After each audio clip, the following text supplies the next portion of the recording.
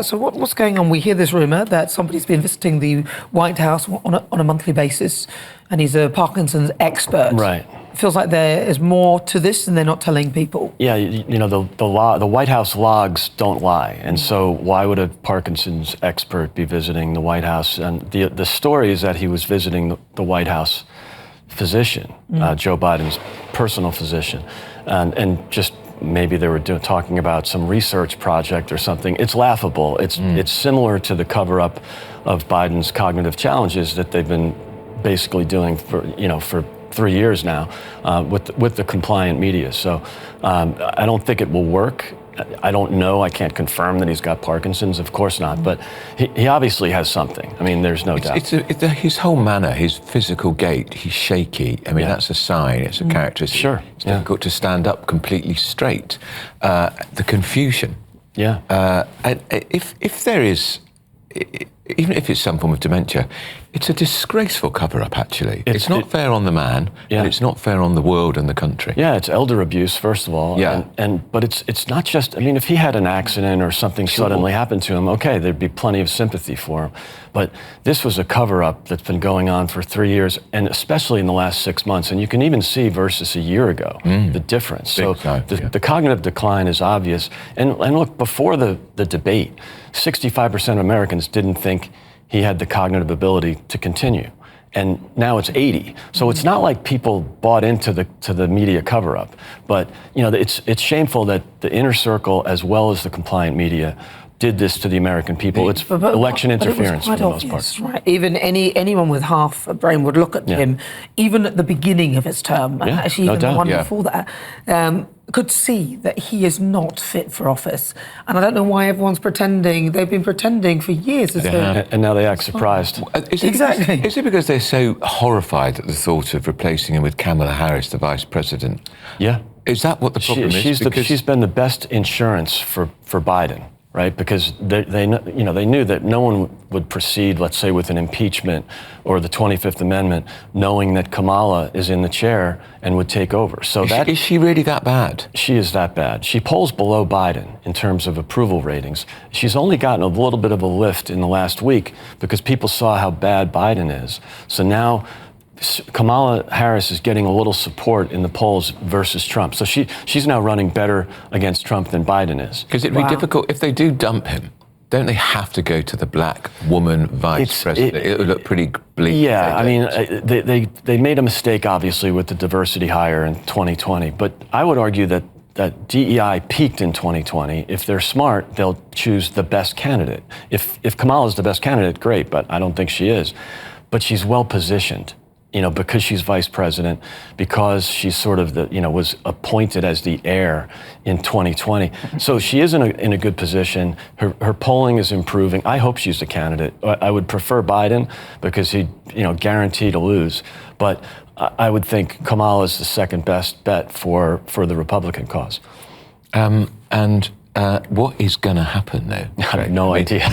Because I say, look, don't ask me. I don't flip it. This is it's uncharted territory. To call British politics. Here's the clear point here is that only Joe Biden can decide. He cannot be forced from running. He cannot be forced out of office. The 25th Amendment is very complicated. It has to be initiated by his own cabinet. And so no one wants to kill the king. And then in terms of, other mechanisms for removal, there really aren't any. So that he's got the delegates, and again, that was part of the scam.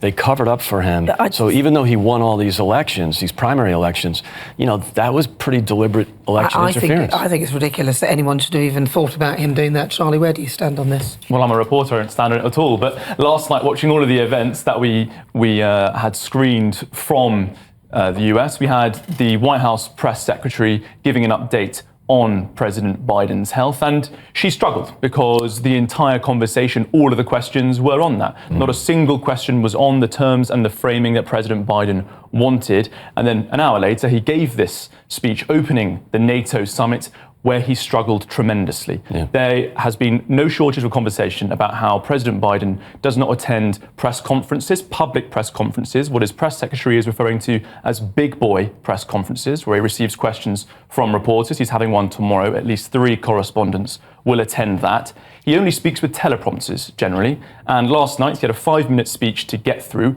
He stumbled through a few sentences, but most troublingly, when the Secretary General of NATO, Jens Stoltenberg, was stood beside him, he was there to offer him the Presidential Medal of Freedom. And instead of looking at the Secretary General, his eyes were tied so closely to the teleprompter, he addressed him while looking away from him. And then he read out an instruction. He said, invite the military on stage. He didn't pause and then deliver that naturally. And then also, as he was walking off, the cameras tied tightly to his exit. There is this feeling now that an omerta has broken, and the press, who have for many years dodged this situation quite carefully, are now forced to admit that the situation is not as it should be. And then after that, within an hour of that finishing, we then had Donald Trump's big rally in Florida, his first since that disastrous debate for Biden on the 27th of June, in which he challenged him to a round of golf and a no-holds-barred debate. Many commentators thought that Trump actually held back in that debate in the end of June, I think he did. Perhaps because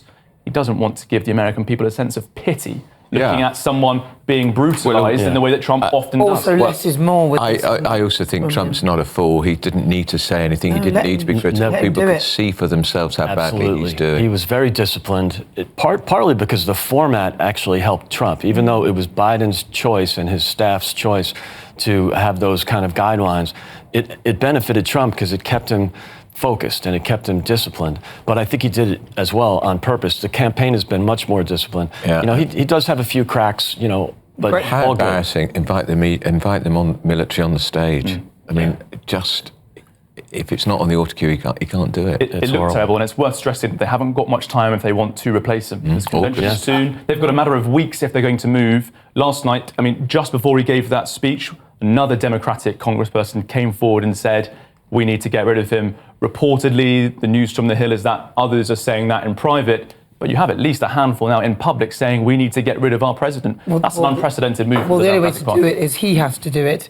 The First Lady's got to tell him. No, she's not going to tell him. Jill's having such a great time. She's enjoying it. Seeing her on the stage saying, and you answered every question, Jill. Oh, my God.